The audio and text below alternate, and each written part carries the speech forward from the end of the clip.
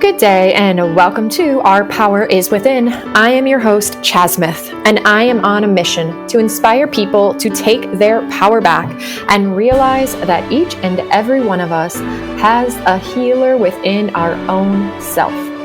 When we can create an environment that supports healing and get out of our own way, we are truly capable of healing in mind, body, and soul. If you feel inspired to share this message, I would be forever grateful. Some simple ways to help me is by leaving a review on Apple Podcast or sharing your favorite episode on your social media and tagging me at Our Power is Within on Instagram. So 2021, huh? How is this new year treating you guys? Or should I say, how are you treating the new year? Has anyone done any reflections? I wrote a short blog about one of my favorite successes of 2020, aside from starting my podcast, of course. And it's actually all about my daily walking practice and the benefits that it brought me this year in so many ways. So if you want to check it out, you can find that on my blog, on my website at www.justchaz.com. As you will hear in just a little bit, my chat with Scott Robinson, our guest today for today's episode. We talk about the power of meditation. So, our weekly challenge for this week is to commit to yourself 5 minutes each and every day of the week for a simple meditation of any kind that suits you. It could be 5 minutes of sitting there and noticing the sounds all around you without judgment. You could focus on your breath with each inhale and exhale.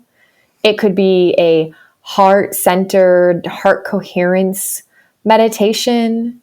And it could even just be a quick little guided meditation that you find for free on YouTube or Insight Timer. But just 5 minutes per day is all I ask for you to give yourself a gift of consistency. Each time you sit down and commit to those 5 minutes, you are telling your brain, hey brain, look at me. We're doing this. We're giving ourselves this gift. Yay, self-care. Yeah, it's something I do all the time. I constantly love to remind my brain to notice when I'm doing really kind, loving things for myself. It might sound corny, but it's a way that I get to celebrate. And because by nature, we're essentially all born with a brain that leans towards a negativity bias. So anytime that we can celebrate the good and notice and celebrate the wins and observe and acknowledge and show our brains, I think it's really powerful. So anyhow, as I've already mentioned, Scott is our guest today. Scott is otherwise very well known on Instagram as The.Brain.Guy with a period in between the brain and brain guy. Scott is constantly putting out some amazing, mind-blowing, inspiring, and empowering content on Instagram and Facebook. So I really encourage you guys to follow along with him. I mean, who doesn't really want to learn about how awesome our brains are, right? And as you will hear soon, we essentially have more than one brain. Okay, so we have like our brain, but as Scott explains, our heart is essentially its own brain and our gut has essentially its own brain as well. And the heart actually sends more messages and more signals to our brain than the other way around. Our heart is essentially the only organ or part of the body that does send indeed more messages to the brain rather than the reverse. So that's one of the reasons heart coherence meditation is particularly awesome. So a little about Scott. He started out as a professional athlete. He became a personal trainer and then he did rehab work, which was physiotherapy based. But intuitively, he felt that there was more to the big picture. And long story short, Scott went down a path of discovering the power of our brains and our capacity to experience miracles when we can get out of our own way and have two-way communication with our superconsciousness. Scott goes deep today into the power and awesomeness of our brain and how we are capable of stepping into the highest possible expressions of our true self. Something he actually said that resonates with me and that I feel like is the whole basis of our healing journeys is he said, get the old out of your way so you can go on with being your very best self. And who doesn't want to be their very best self, right? So let's go ahead and welcome Scott to the show so he can share with us some of his abundance of knowledge and wisdom. Scott, welcome to the show. Thank you so much for having me. Lovely to be here. I'm really excited to get to chat with you today and then see what comes of this conversation for the listeners. Yeah, well, look, same. I'm really excited about what you're doing, and as you said, allowing people a space to try and find their own power and give that back to them. That aligns perfectly with what I'm doing, and so I'm excited to share some stories and some information, and hopefully assist you in what you're doing, and hopefully that sparks healing and empowerment in maybe more than one individual. That'd be beautiful. Absolutely. So I think just so that people kind of get a feel for who you are and what you're doing in this space, I was wondering if you could tell us a little bit about what got you into studying the brain and the power that the brain has in our well-being. Yeah, absolutely. So kind of got to take it back a long way because now anybody who starts a healing journey, that you do self-work and you need to kind of go within and understand actually who you are. And so who I am is a healer, essentially, and that's something that was there right from the very beginning. I wasn't consciously aware of that, but the signs were there, the evidence was there, the language was all there ever since I was a really little kid. But I thought I was an athlete, and I went down that path, and that level of athletic application and dedication has really been a huge thing in my journey, because that's allowed me to be focused like an athlete and just sort of work in this space and keep working on myself and keep working on what I'm doing, and then things continue to evolve. And that is literally how I found the brain. I was a personal trainer, which is what I became once I retired from life as an athlete. And with that athletic mindset, you're always looking for the next thing. You're looking for the thing that's going to keep you in front of the field or give you an edge. And my thing was I wanted to be the best personal trainer. So I was doing a lot of rehabilitation work, and then I kind of became aware that just wasn't. It was all physiotherapy based, and I just became aware that it just wasn't as effective as I thought it could be. And I felt there was more. I was looking for that edge, and I quite literally saw a Facebook ad. This is 6 or 7 years ago now, and there was a couple of guys on this Facebook ad, and they were firing a reflex to make a pectoralis muscle, a chest muscle, become stronger. And that was mind-blowing to me at the time. It's incredibly simple now, but that was at the time, that was all kinds of light bulbs went off, and I felt like that's exactly what I'm looking for. It dawned on me that I was working with the periphery of the body in movement, just trying to get people to move arms and legs and trying to change what I realized was a centrally driven signal creating or maintaining dysfunction. And so when I saw that video, I realized, like, there's a central computer, and if I could communicate somehow with the central computer, or if I had access to the motherboard of switches, and I could if I knew what buttons to push and what switches to flick, then I could change the output, I could change the signal, maybe change the message in that central computer, and then that would change the dysfunction. And that's exactly what happened. And so I kind of dove into that rabbit hole and really haven't come up. So I became the brain guy. Because literally as soon as you start working with the brain, you realize that almost nobody else is on that level. And so people begin to see you as the brain guy, the person who actually knows what to do with the brain, how to fix things at that level. And so I was very, very fortunate and very, very blessed that I was never tied to a paradigm that made me or forced me to fit what I was seeing and all the information that I was gathering and evidencing with people in front of me. I was never forced to fit that information or those presentations inside a specific box. So I never had to sort of make things look a certain way. So in certain paradigms, you need to make your answer look a certain way for that answer to be viable. And science is our scientific paradigm is a little bit that way. That things need to have a physical explanation. And so we were just talking about this just before, in that our science kind of only sees the physical body, and medical science only sees the physical body, but there's just more. And that was the truth that I sort of fell into when I sort of dove down that rabbit hole looking at the brain. Was I was just always open to just looking for the truth, and what's the truth of this situation, what's the truth of the behind these symptoms, where's it all coming from? And if you're open to exploring and looking, well, then you'll just find that there's always more. And so with that thirst for exploration and that curiosity, all kinds of amazing things continued to unfold. And yeah, what I can do now is just a long way down the track from where it was when I started. And I think the name The Brain Guy is actually really right and really perfect, but for very, very different reasons.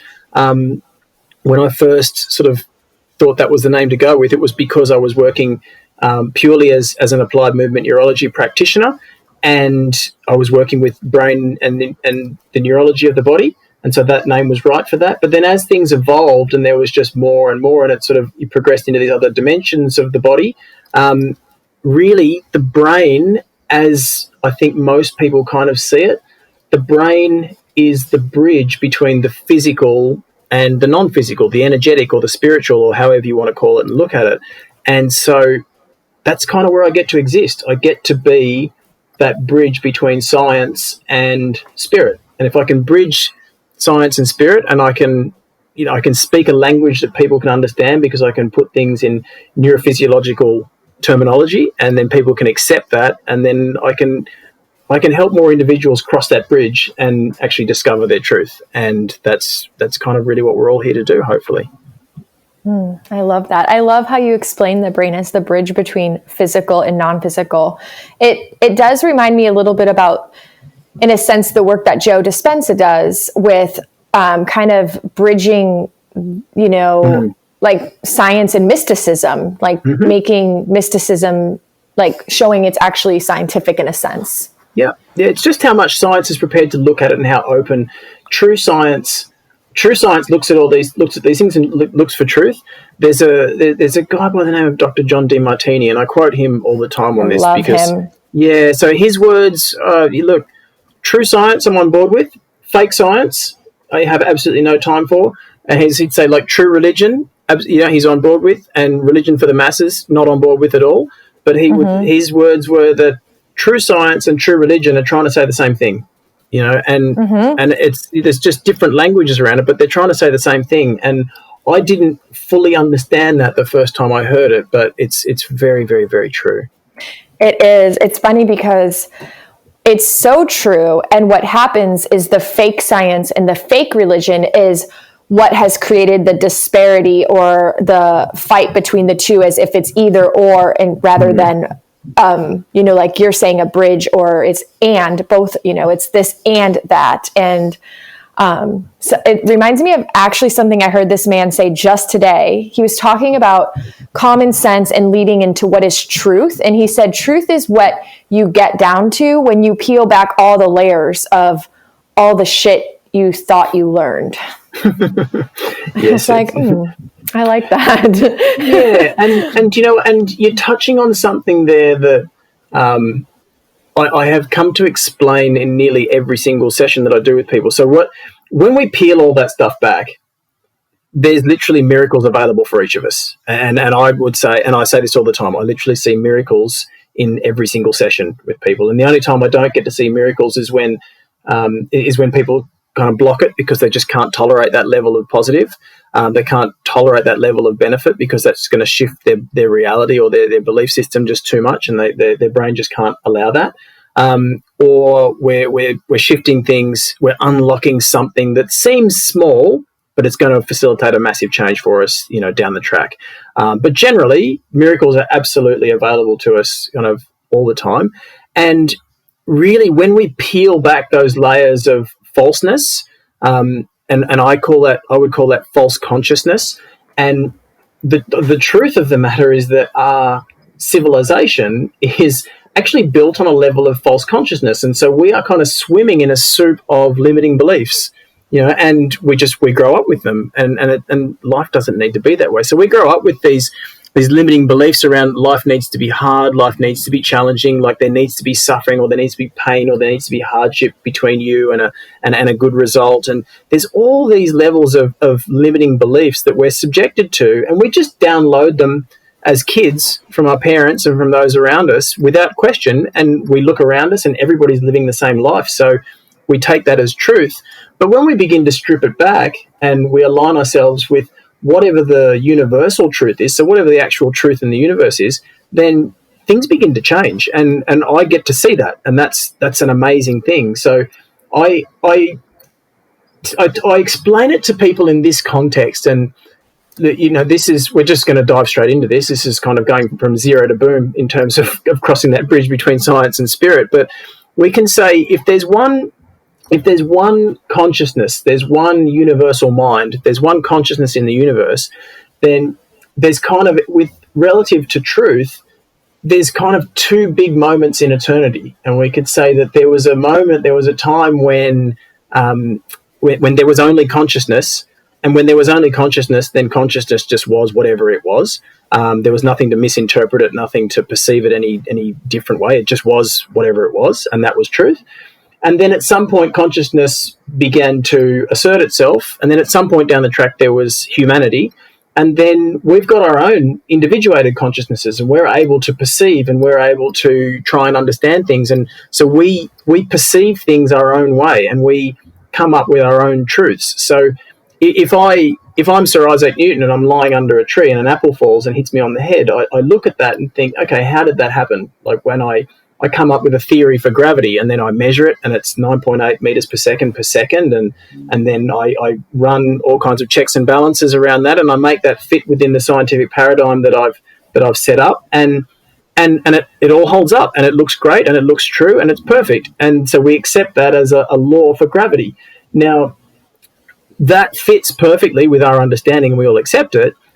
But then I just say to people, well, is that actually what is happening, or is there some overarching other truth to the universe that just explains that more completely?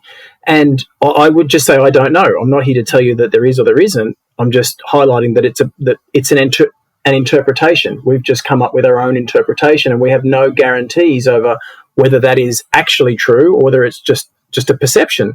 So when we sort of look at things like that, then we can say, okay, well then let's allow some of these other layers to go peeling back, and let's just explore what is. And when we do that, the higher intelligence of the body actually knows how to connect with that real truth. And when it does, then some real deep healing occurs, and your expression of life becomes far greater. So the output of your life becomes far greater, and the fulfillment and the success and the happiness and the health and all that sort of stuff tends to take off quite substantially. So, and I can witness that by looking at the brain and seeing how things change in the neurophysiology, when we connect with that truth. And I wouldn't say that I understand exactly how that's happening. Again, that's part of those things that perhaps is beyond my level of conscious understanding in this moment. But I can witness and evidence and see what's changing in the physical body as a result of when we set that intention to just align with universal truth. And it's quite profound. Oh my gosh, there's so many questions I want to ask about this. I'm like, okay, where do I start? So I want to go back a little bit to miracles. Yep. You said you almost always see miracles happen, except there's sometimes you don't. And it's often when the brain blocks it because somebody's not ready to receive it. I was wondering, do you feel that people have to necessarily believe in miracles to be ready? Or could they maybe they've had their hopes up so many times, so they're a little unsure. They don't want to put all their hope out on the line, but do you see situations like that where the miracle still happens because they're still ready unconsciously? Yeah, look, we're a complex species, and so there's a complex number of reasons as to why that doesn't happen. The ones you touched on are they're all valid. So yeah, when people feel like they're perhaps making themselves vulnerable, too vulnerable, and they can't allow themselves to feel that vulnerable if they surrender to the process, because if they feel like they've been let down too many times, they've been in a condition of dysfunction or pain for a long period of time, and then someone says, hey, look, if you just let go and go with this, everything can come good. And then and what that could feel like is, well, hang on, if I allow myself to hope for this and then it doesn't happen, that's it, I've just given up all hope, and then I'm gone. So you know what, it'd be a lot safer if I just stay where I am. But I mean, again, that's a limiting belief. So that's just that's a false consciousness that we have set up. So there's no, you're not giving up your hope to just believe in something. You might just open a door that shows you 25 other options that you actually have available to you. But the biggest one for me that I see, and the way that I explain this to people, is if you look at the brain and you look at evolution, the brain's number one priority is always survival. So survival of the organism and then survival of the species. And that's the hierarchy. That's the way it works. So the brain will do everything it possibly can to keep you safe and ensure your survival, and then ensure the survival of the species. Now, the way that it does that is that the brain is a prediction organ. So it needs to predict everything. Another big consideration in this to just touch on quickly is the fact that the brain demands a huge amount of energy from the body. So it metabolizes something like 20% of the total energy consumption of the body, but it only weighs about 2% of the total body mass. So it's got huge energy demands on the body. And if you're going to get the brain to start predicting and calculating and actually computing what's going on around it, then the energy demands go up. And if the energy demands go up, then from the brain remembers evolution, and it kind of knows, quote unquote, it knows that its survival chances are potentially impacted, because if it starts burning up too much energy, that cuts down the amount of available time it has left to go out and hunt and find food and refuel. And if it computes too much, uses too much energy, and you run out of energy, well, then you potentially die. So it's not gonna easily allow you to go into that space where it's just going to calculate new things. It just wants to run from automated programs all the time. So, and again, the way it runs those automated programs is from having a fixed framework of beliefs and a fixed framework of rules around life and around its engagement with the environment and with others around it. So all of those rules, that framework of rules, that's your subconscious belief. That's a matrix of subconscious beliefs that you hold within your mind. And so the brain looks at that fixed framework, that matrix of beliefs, those rules that govern all the subconscious programs that allow it to just automate the process and run on autopilot. And when someone like myself steps in and says, okay, right, we're looking at this complex dysfunction, it's probably going to take us one session to resolve everything here. And the person looks at that and says, hang on a minute, I'm going to need to step outside my reality. Like that is a long way outside what I believe to be possible. What's going on in that person's brain is the brain is looking at that and saying, hang on a minute, if I go with this, I'm going to have to let go of these rules and this framework of rules. And there's going to be a period of time where I can't keep you safe because I don't know what the rules are. If I don't know what the rules are, I can't predict what dangers could be around the corner. That's an unsafe place for us. So I'm going to start sending you some visceral feedback that just makes you feel really uncomfortable in this moment, makes you shake your head, makes you think like, this isn't where I need to be, and I'm out. And so I see that a lot. So I find myself these days spending anywhere from sort of 5 to 15 minutes with people just chatting at the start of that first session, just to kind of break down that process so they understand it and then they don't block it. And I think that's probably one of the most impactful things that I actually do is actually just try and open people's awareness to the fact that they will block their own miracle. And their brain is doing that because it thinks it's trying to keep them safe, and keeping them safe means keeping them in that condition that they're trying to get out of. Because the brain knows it knows what's coming, it knows what's around the corner, even though it might be pain and dysfunction and you consciously don't want that. It's habitual, and habitual is a safe place for the brain to be. I love this explanation. I love it. I love your explanation of how someone blocks a miracle. I love how you said if I let go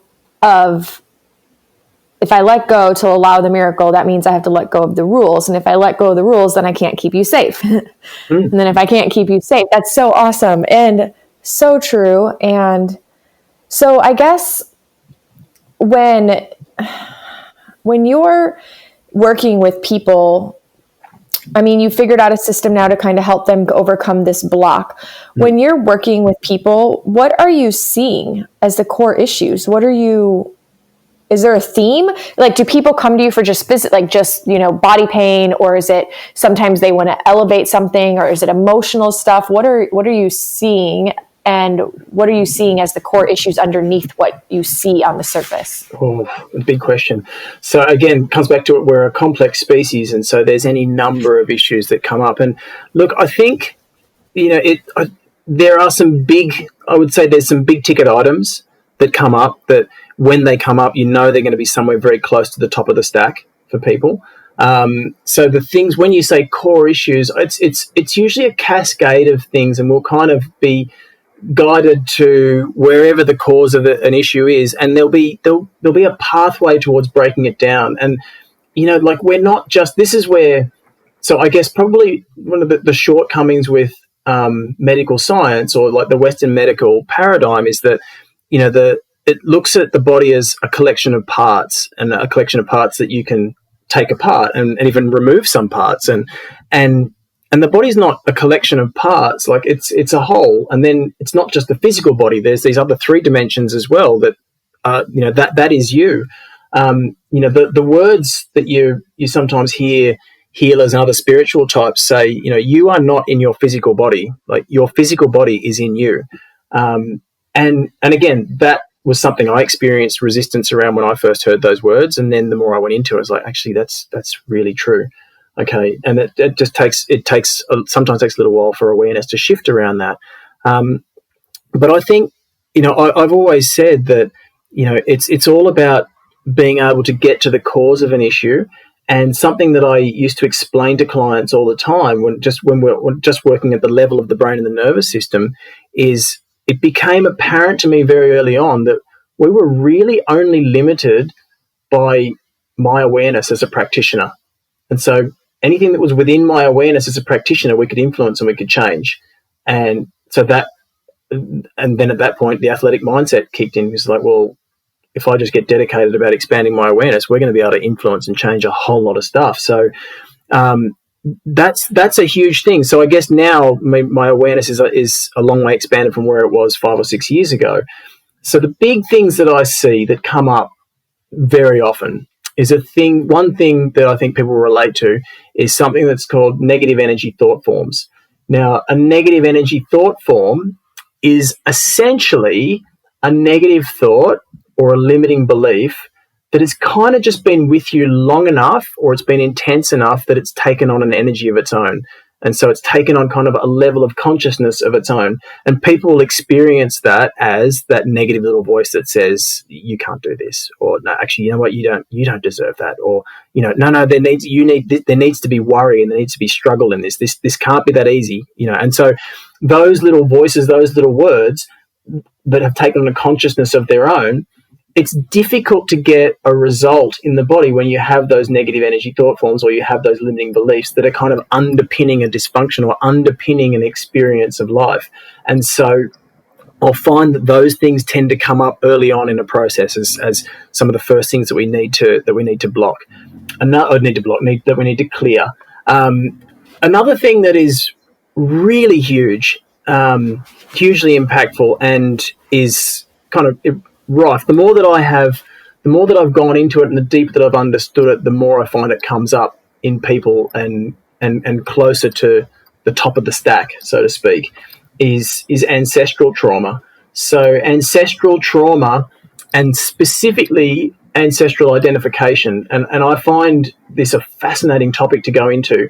Now, when we talk from the level of the brain and the physical body, or the scientific understanding, ancestral trauma is something that science now understands and acknowledges. So it actually acknowledges it as a thing. And again, science has done what it needs to do to fit that information inside the scientific box. So it's been evidenced, and ancestral trauma has been, evidenced and seen and traced via sperm back, say, from the current generation, going back about 5 generations. So science has seen it, and they can say, look, it exists, and we think it's being passed down through DNA via the father's sperm. And yes, that's one way that it passes. But again, when we look at the truth of it, there's just more, and there is no limit to how far it can go back. It can literally, energetically speaking, can just go back thousands and thousands of years. Now, an ancestral trauma is essentially you will have a trauma charge, so a bioelectric charge in your system, which will then correlate to or manifest itself as a physical dysfunction. So you'll have some level of physical dysfunction, and that may be pain, it may be in the movement system, it could be panic attacks, it could be emotions that you experience, but you'll experience some visceral sensation or some physical sensation.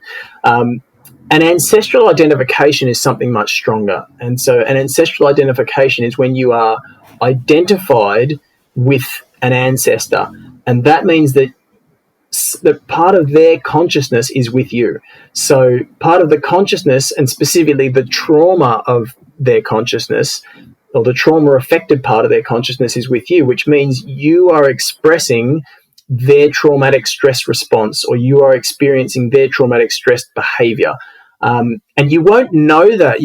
All you'll know is yourself, because we look at the self and we think that's all that there is. So, I've got these behaviors that I just can't shake, or I've got this anxiety or this stress or this depression and I just can't shake it, or I've got these suicidal thoughts and there's no rhyme or reason as to where they come from, but they couldn't be coming anywhere else other than me, because there is only me.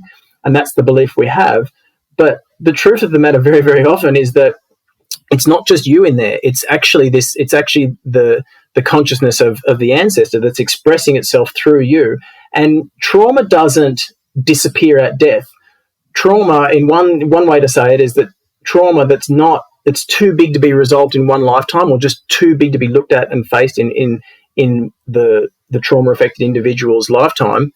It just passes into the family system, and it just passes down the line until somebody steps up to heal it. And then that's when we're looking at quantum healing. So trauma healing via quantum processes. And when you then connect with the ancestor, or with the consciousness of that ancestor, then you can heal the trauma, and that heals it in them, it heals it in you, and magically things just disappear. And what you get to experience for the first time is you get to experience just yourself, and just you being who you are. And then there's a process of understanding who you actually are, because you've been living your whole life sharing an experience with a family member, with an ancestor.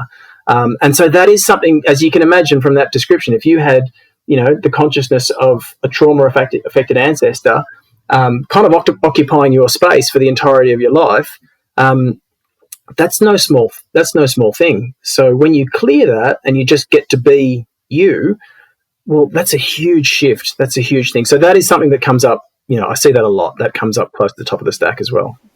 Oh, that's so crazy. And it feels, I wonder, in your opinion, is this something that somebody really has to live with or clear? Or do you feel like there's ways that people can take healing in their own hands? Because I've been doing a brain retraining program, and I've just witnessed miracles in its own, regard through brain retraining, which is, it seems very much like what you're talking about. We're rewiring our brain. We're rewiring those old, subconscious beliefs that don't actually serve us. We're rewiring those negative energy thought forms. But I wonder how that correlates if somebody actually is holding this, like you said, ancestral trauma. I don't believe that the way that I work with people is the only way that you can clear these things. I think that the way that I work with things will be perfect for some individuals, and those individuals will hopefully find me. But there have to be any number of other ways that you could potentially do this. I don't know of a whole heap that do it, I guess, as wholly and completely. I just know how I go about it. But one really important factor is looking at the human organism from DNA and our epigenetic capabilities. So we have a ridiculous percentage of what scientists used to term junk DNA, and it's sort of anywhere up to as high as 98.5% of our DNA is what science used to call junk DNA.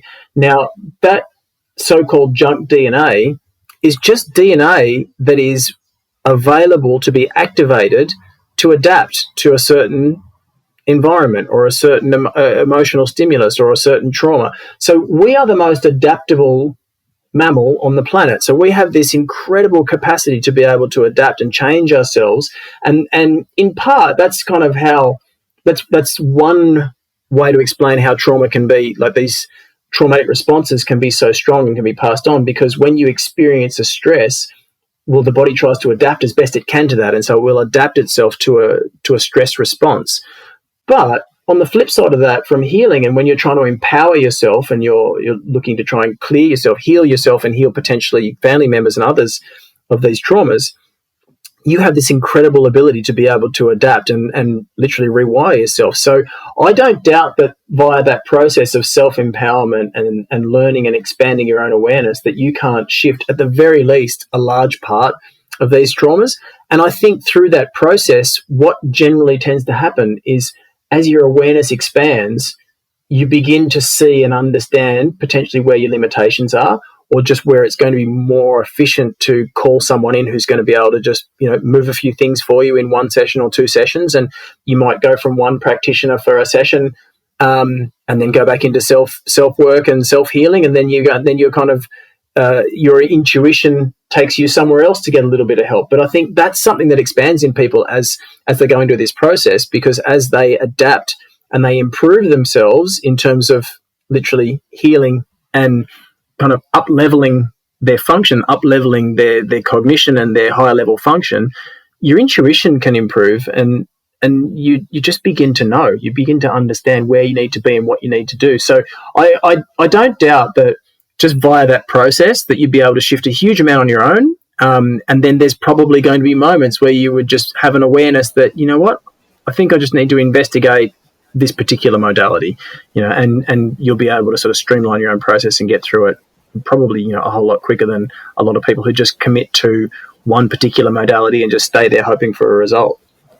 That makes so much sense. Thank you. So regarding the negative energy thought forms and how you were saying that what you often do is kind of help people clear these. Does that mean that they're literally just gone after, or do people actually need to walk away after they work with you and still integrate some level of self-healing work and in order to keep those negative patterns away, or do they come creeping back in? How does that show up? So again, it depends. There'll always be, so in the work that I do, there'll always be, we can clear those negative energy thought forms, you can clear the limiting beliefs, and you can clear the negative thoughts and the negative self-image and all of that sort of stuff. At some point, you're going to need to replace it with something. At some point, you're going to need to replace it with some high-level function, and so some high-level beliefs that are going to write some high-level programs that are then going to express a far higher level or high-level expression of life. And that's always part of the process. And that can actually be really simple. You can actually have sort of just a couple of really impactful, deep beliefs that just write a whole heap of different programs for this person around the life that they're wanting to have. And so that's generally, that will almost certainly always be part of a process when we're clearing those things. But it does rely on the individual. You do need to kind of go away and live that, embody that, and experience that. And so with the different levels of mind, I always say to people, we have one mind. We just have one mind, but our system of looking at things, and because again, like we touched on earlier, we like to try and break things down, and we want to try and understand things, so we try and systemize things, and we've broken the mind up into a subconscious division, a conscious division, and then there'll be a whole bunch of people that aren't aware of the fact that we have a superconscious mind as well. And so we've got these three divisions of mind. Now, the subconscious is where all of those beliefs exist. So all those beliefs that create that matrix of beliefs that create the framework of rules for the subconscious programs that govern our behaviors and choices and our emotions and stress responses and all of that good stuff. That all exists in the subconscious space, and that is roughly 95% of your total brain processing. Your conscious mind, which is amazing, it's the most highly evolved part of the brain. We look at that generally as the prefrontal cortex, and that is kind of what makes it's the most magnificent, highly evolved part of the brain, but it's only 5% of the total brain processing.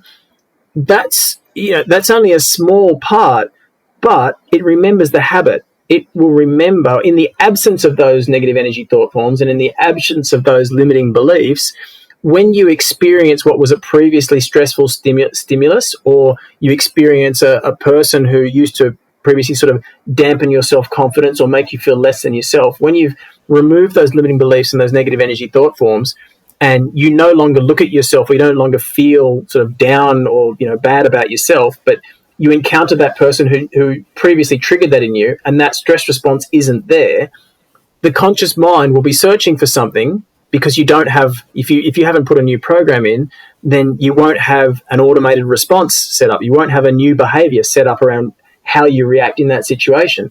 And in the absence of anything, the brain will look for habit, because that's easiest. It will look to just run a program rather than compute, for those whole reasons of conserving energy and energy efficiency, as we touched on earlier. The brain will then just look for a program that it can execute. And so the conscious mind will kind of think, well, hang on, I don't know what to do here, but I've got a program for this, and it includes me feeling less than myself, or it includes me being aggressive, or it includes me being, having a specific stress response, because I remember that. I remember what I used to do in these situations. So I'll just do that, and you can find yourself just falling back into habit. So it is an important thing to have a new belief, something to go to, and then to give the conscious mind an opportunity to connect with that. And that's kind of the work that people need to do. Is kind of, I call them small action steps, and just allow the conscious mind to connect with the new beliefs, the new programs that you put in. And when the conscious mind can see that, then the brain kind of relaxes, because it knows, there's an automated program, and the conscious mind can see the new program and think like, okay, that's right. Yeah, there's that new program, right? No, I can get on board with that. That's okay. And then we're fine. Then we just roll on, and life improves. I love this. It almost feels like it's an accelerated version of what I've been doing with the brain retraining, because I'm breaking down, through my own work, letting go of old beliefs and replacing them with new ones. It's noticing every negative thought and being consciously aware to redirect those thoughts to something positive instead. But it almost feels like what you're doing is kind of helping to escalate the process, in a sense of helping clear that space, so then we just put in the positive thought that we want to be the habit. Yeah, it's the brain. The brain is amazing. That's the mind is absolutely limitless.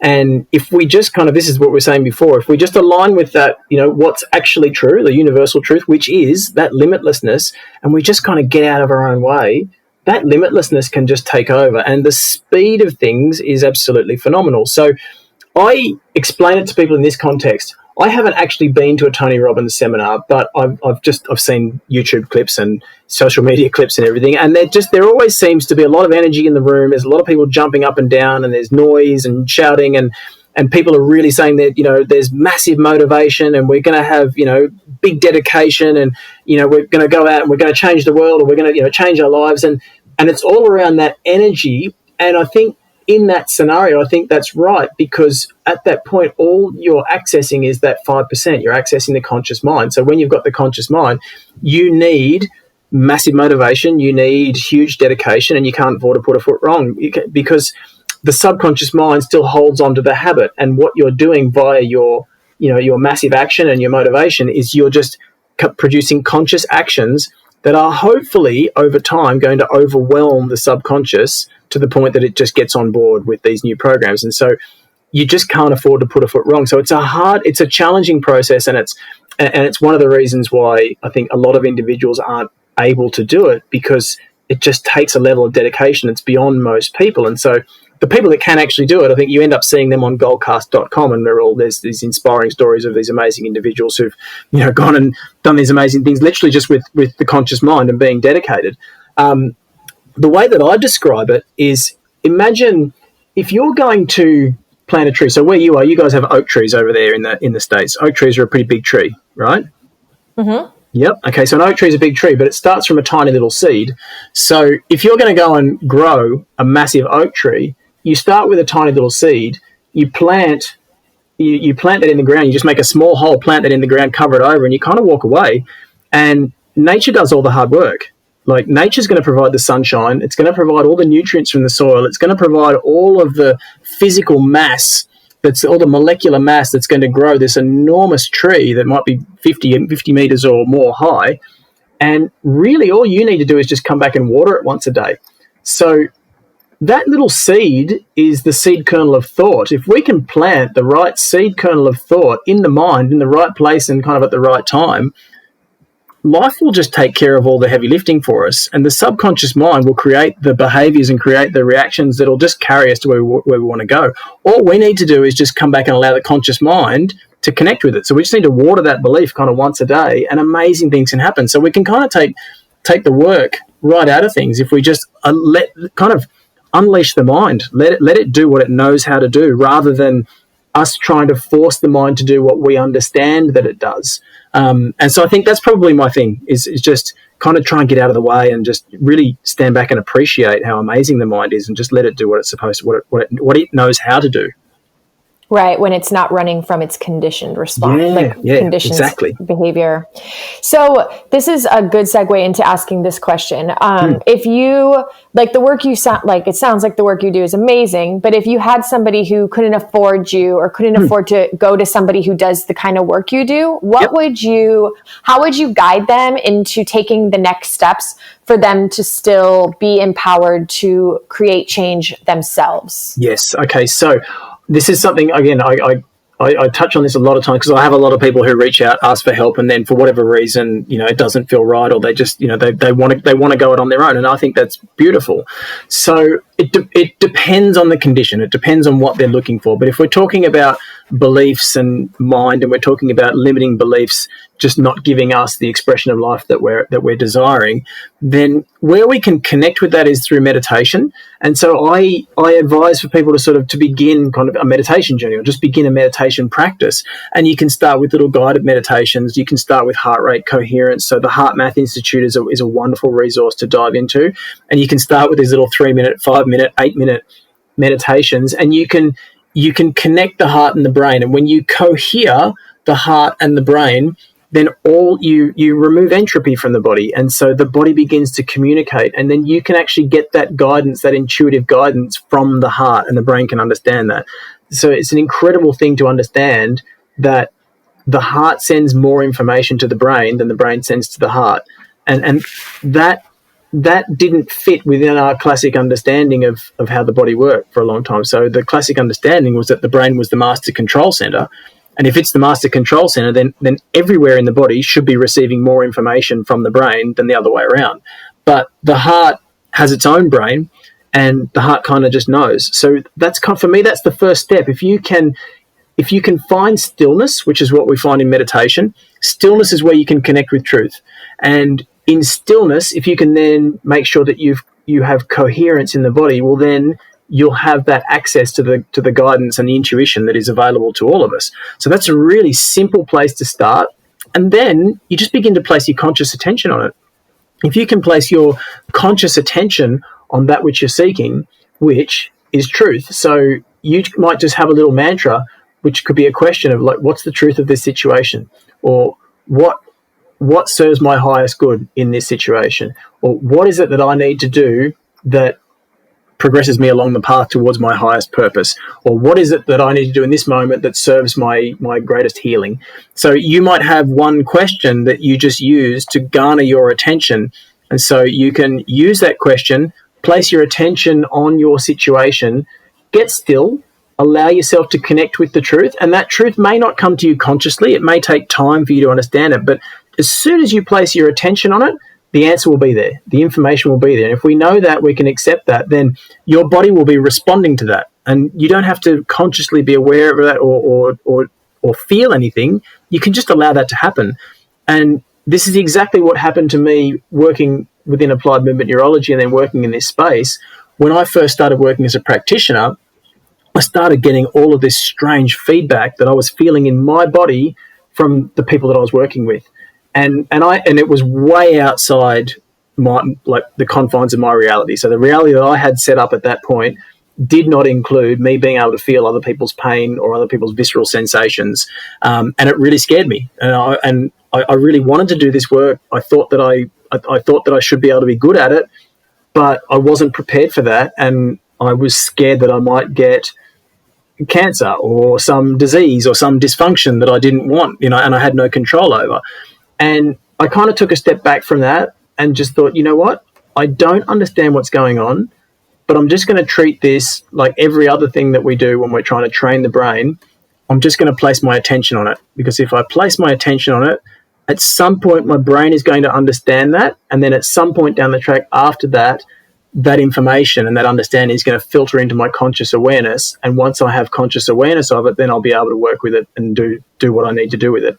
And that's exactly what happened. And that is exactly what you can do when you have that heart-brain coherence and you just place your attention on it. So you place your attention on the answer that you're looking for. So you place your attention by making a question. You set your intention to just follow that guidance, whether you know what it is or not.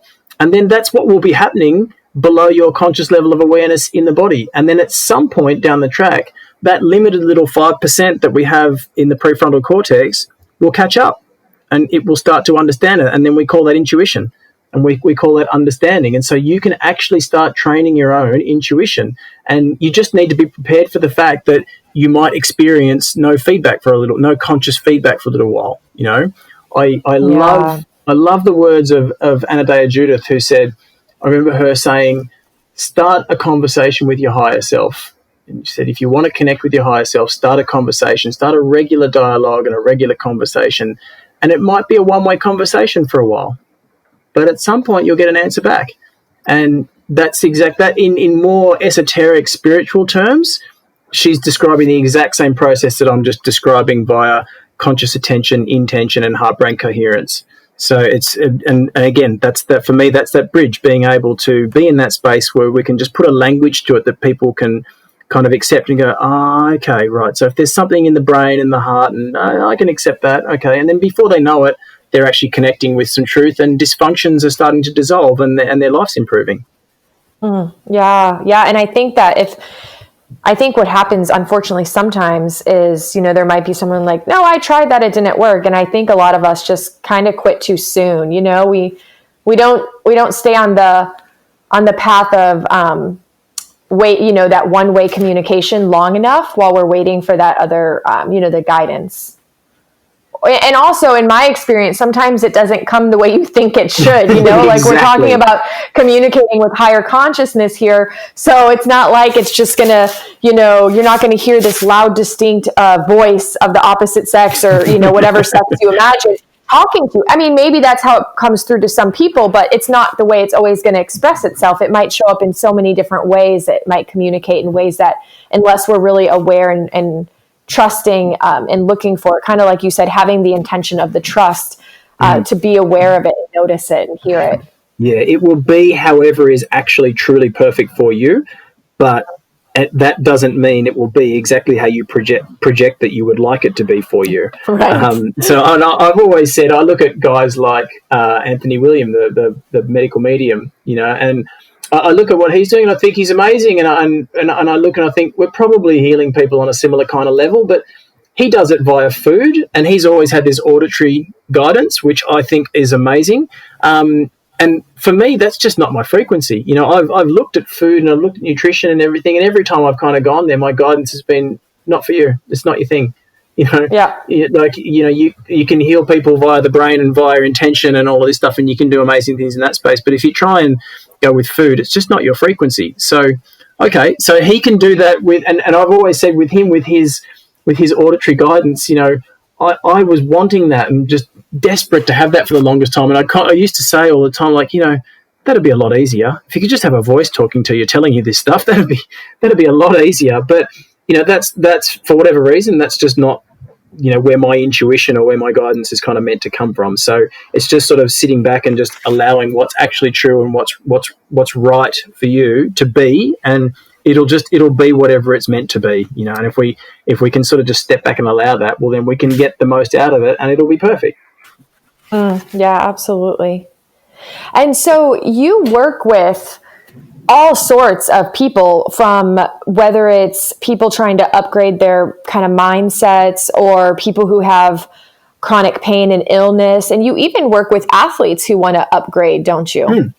Yeah, I've always said, so basically if you're going to be the brain guy, then basically the minimum qualification to do work with me is that you need to have a brain. And then if you've got one of those, well, then we can do something with you. So and that's basically it. Like, it doesn't matter what level that your brain is functioning at. Like, if you are dealing with a complex dysfunction or a disease, well, the brain's going to be involved in mediating that presentation and mediating that experience of life, and we'll need to work with that.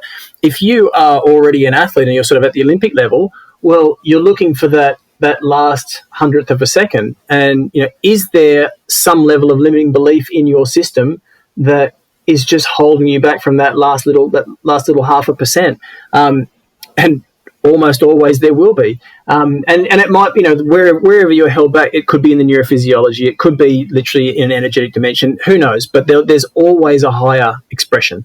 So it doesn't really, the starting point doesn't matter.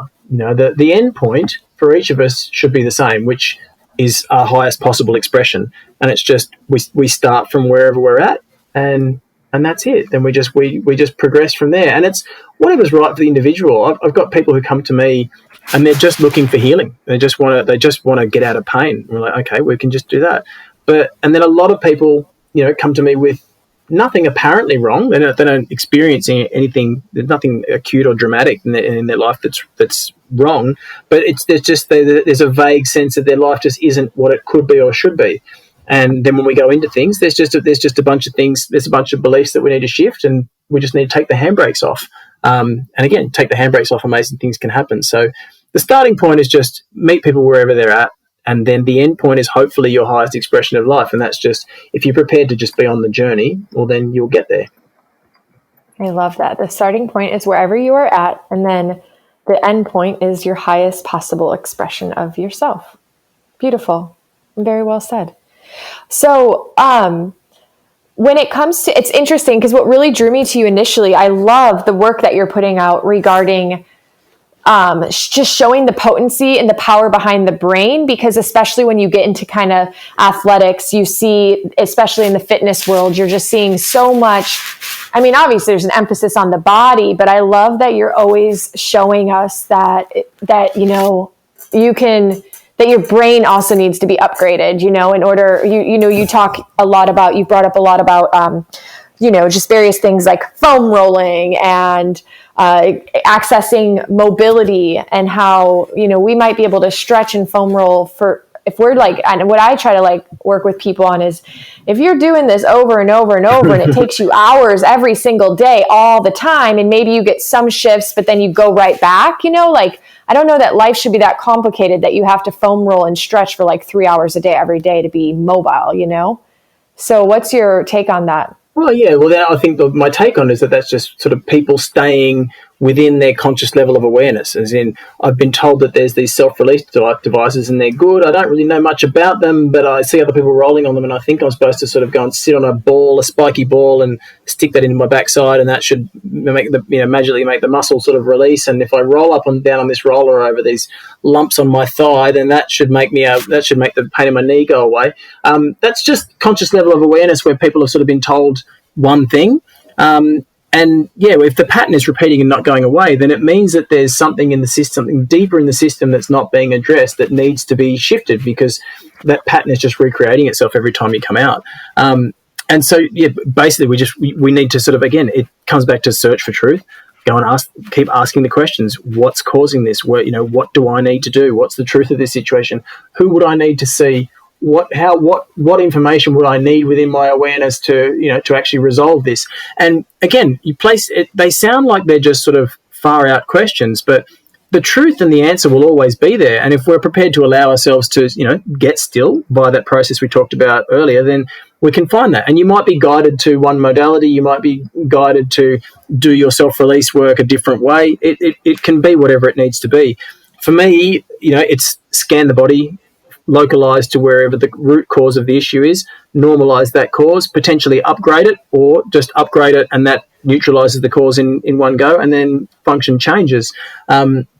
But I'm very, very aware that, something like fascia, there's always, fascia is such a complex tissue. It's an amazing tissue, and it just holds so much information. And you can't, it's like the liver. You can't study it and what it does from cadavers, because it just completely dehydrates and changes its makeup as soon as the life leaves the physical body.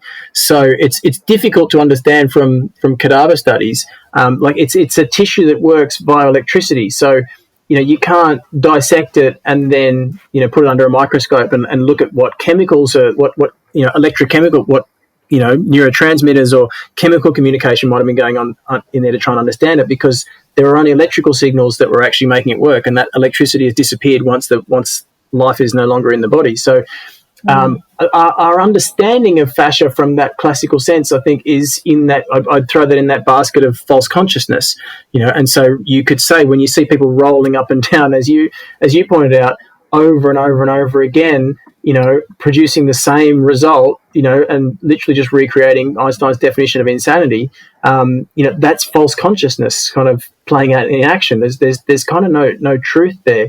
You can change things for the short term, and you can, increase a little bit of range of movement, so you might be able to go and do your exercise. But as you pointed out, the tightness or the soreness or the stiffness, if it just comes back, then you're not addressing the truth of it. You're not addressing the deepest thing. Right. Yeah, I know. And I can only speak to it because I've been that person until I got to a point where I started asking the questions. It started feeling to me like, no, it's just not supposed to be this complicated. I shouldn't need to do all of this work from just a purely physical perspective. Like, my body is more brilliantly made and designed to be way more resilient, Yeah, I was that person too, and do you know what? For me, I just had it was a big moment, just a shift in awareness, and it was very early on when I had started working with the brain and whatnot already, and I thought I had some really, really good techniques. I knew how to work with muscle spindles, and I knew how to work with the Golgi tendon organs that all help to maintain tension within the muscle system. And there are specific techniques that you can employ, rolling on foam rollers and self-release devices, that will give you more of the result that you desire, but they still don't necessarily address the cause. So I did this course, and it was all about measuring movement and quantifying movement, so that you can quantify in your patient or in your client exactly what movement and range they have available, and then you can quantify for them afterwards the change that they've gotten. And it was all about getting objective data. And so this guy got us to do, interestingly, he got us to pair up and say, do a calf muscle, and foam roll one calf muscle, get your partner to massage the other. And then we did one with the spine, where it was, do your very best rolling and self-release technique on the spine, and we're going to measure the change and measure the difference. And the thing that he wanted to point out to us was that this was a group of higher level practitioners. It was all physios, chiros, osteos, exercise physiologists, and people who should really know what they were doing. And we all fell within sort of the parameters of what he was predicting, which was that about 70% of people in the room would get tighter trying to self-release. And that's exactly what happened. And I was, using these special neurological protocols, and my range of movement improved marginally, not a huge amount, but it improved. And then afterwards, at the end of that, he said, okay, guys, great. You've got your marks now. You can see what you've done. You've either tightened up or you've got a little bit of a release, but it's about that 70-30 split. And we're going to go have lunch. Just go have lunch. Come back in about 20 minutes and we'll see you then. And then first thing when we came back, he said, oh, guys, just jump on the rock. Just go and measure where your range is at. And every single one of us was back where we started, like 20 minutes later. So it was like, okay, that's a light bulb off, right? That's absolutely. What are we doing Huge. Here? Yeah. So that was big. And I thought, okay, right. So these self-release tools, like, okay, I feel good for a few minutes. When I start my training session, I'm aware that I've got a range of movement increase, so I feel like I've done my job. But potentially by the end of the training session, that range of movement has, reduced. Maybe it's gone all the way back to where it was, and I'm potentially at a higher risk of injury. Maybe if I'm employing those same techniques as a practitioner, I'm high-fiving myself when I get my client off the table, but by the time they get out of their car at home, they're back where they started again. And look, if that's my business plan, then okay, maybe that's great. But for me, that's not where I want to be. So yeah, that was that. As soon as I saw that, it was okay. Things need to change. I need to really look at this and go deep on these things, kind of always. Absolutely. Okay, so wow, I want to respect your time, so I want to wrap it up pretty quick here, but I want to ask one more just super simple question. Mm-hmm. Hopefully I'll have a super simple answer. Hopefully. Yeah. So in your opinion, through all the work you've done, through all these experiences like the one you just described, what percentage do you think that it's usually purely physical? And when I say it, I just mean like whether it's chronic tension, chronic tightness, chronic pain, chronic illness. What percentage of the time do you think it's purely physical? Look, I would say now somewhere very close to zero. Yeah. And again, it all depends on your level of awareness. So when I was, let's say 5 years ago, so I was already a fair way into my journey into this field. I was still working predominantly with just the brain, and you're working with what we call efferent and afferent signaling. So an efferent signal is a top-down signal, so something that the brain is sending out to the body, and an afferent signal is a bottom-up signal, so a signal that the body is sending back up to the brain. And so we would work with efferent and afferent signals, and so that still happens. We can still find those, but there's kind of always something higher mediating it. You know, if I want to work really quickly with someone, you know, on the floor, or like if you want to work with an athlete because they're on the sideline for 2 minutes, then you can work with the body at the level of the spinal cord, and so that will be kind of more the level of the tissues. But if you want to actually try and resolve it so it doesn't come back, somewhere very close to 100% of the time, there's something deeper in the system that's mediating that. So I would say now that my awareness has expanded as far as it has, I can find that deeper cause, you know, almost all the time. And if I can't find it, I'm more of the belief and the opinion that my awareness just hasn't expanded to the point that I can find whatever the cause is. So it just looks to me like the root cause of the problem is in the tissues itself. And then we're kind of back in that space where I was saying where I feel like medical science is, you know, basically if I only accept that there's the body and nothing else, then I can make an argument. I can make a case for the fact that, you know, your cancerous disease has only come from DNA passed down to you from your parents. But if I'm prepared to look deeper and look at other dimensions and other possibilities, well, then we can look at that. There's a post I put out recently about parental relationships and them being an indicator for health in midlife. And there's an amazing study that probably people in healing modalities and energy work have probably been aware of for millennia. But there are some scientists that are actually starting to look at this stuff now, which is awesome. And this study was a 35-year study done at Harvard, and it was such a great little highlight because it identified that in 82% of the participants who took part in this 35-year study, 82% who identified that their relationship with their father was strained or cold, they ended up with a significant health challenge in midlife. So something along the lines of cancer, coronary heart disease, or hypertension, something like that. 91% of the participants who described their relationship with their mother as being cold or strained had a significant health condition in midlife, like cancer or something. And 100% of the people who described their relationship with both parents as being strained had cancer or coronary artery disease or hypertension in midlife.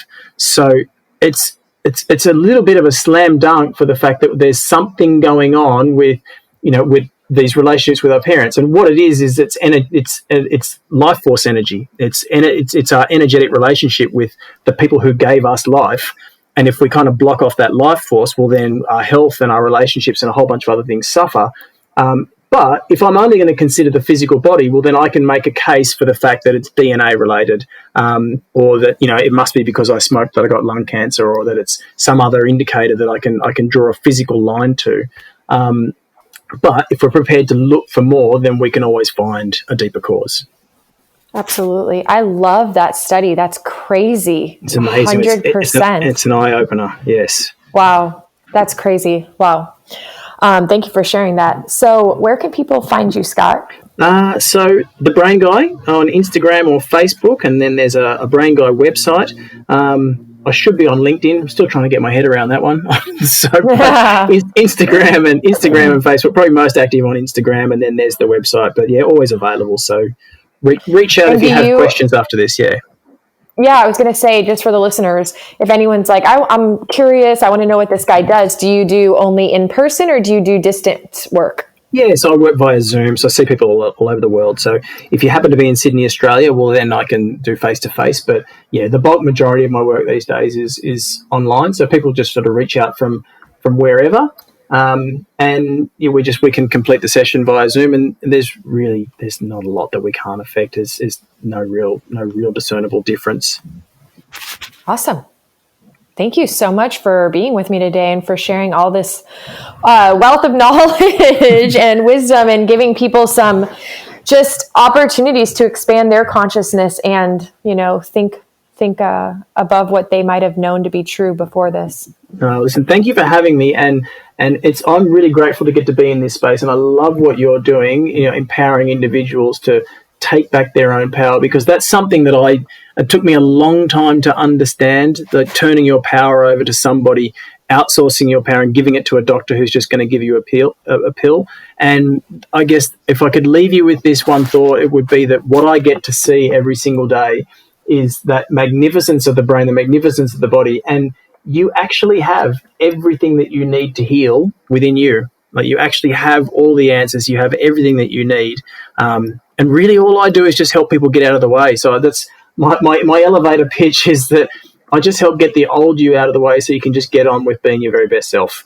And that's basically what we do, because you know how to do that already. That you have it all. It's all there. So what you're doing in this space is absolutely awesome, helping people connect with that. Thank you so much. I appreciate it. All right. Well, let's stay connected. And thanks again. Thank you for the chat. All right, you guys, thank you so much for listening and joining in today. I hope you all enjoyed the chat with Scott today. I feel like I learned so much even the second time I listened to this conversation. Scott truly is an expert on understanding just how incredibly brilliant and capable our brains and bodies really are. You can connect with him through the links listed in the show notes. And don't forget, if you have your own inspiring healing testimonial story that you want to share with the listeners and be a guest on the podcast, please reach out to me and let's have a conversation. You will find my email in the show notes, as well as you can DM me on Instagram anytime at Our Power Is Within. And until next time, make this week great.